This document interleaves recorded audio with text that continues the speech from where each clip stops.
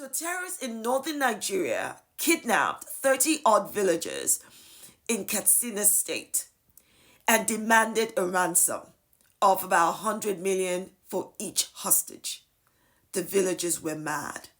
They were pissed off and angry, and they said they were not going to let this stand. They said, we know who these terrorists are. We know their families. We know where they're from. So you know what the villagers did?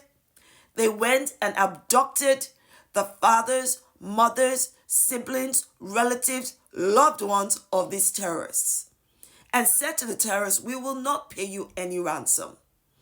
You kidnapped our people, we've kidnapped yours. If you want your people back, release our people back to us. You know what the terrorists did? Sharp. They released the hostages and even gave them 30,000 naira as transport money to get back to their villages. And it was only when the villagers got their people back that they released the family and relatives of the terrorists back to them.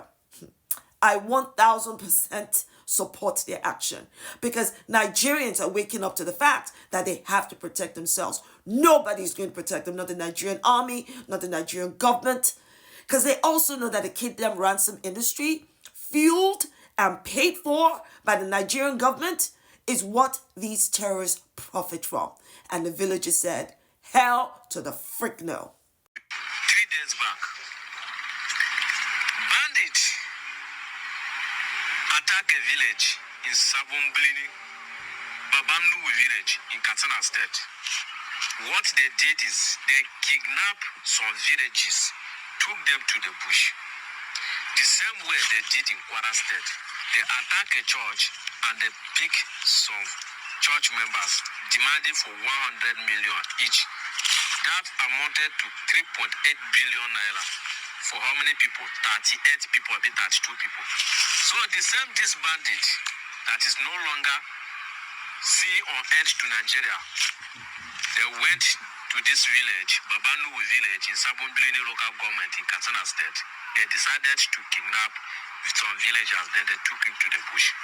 So the villagers and some vigilante, they sit together, they say, no, we know those people, we know those bad people.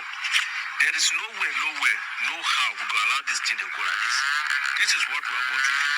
Let us go to the people, the family of those people, and also kidnap them.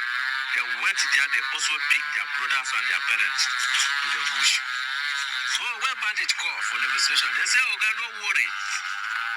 He don't buy those one for there, we go buy this one this side. Or else, you return our people back, we return your parents and your brothers back to you. You know what happened?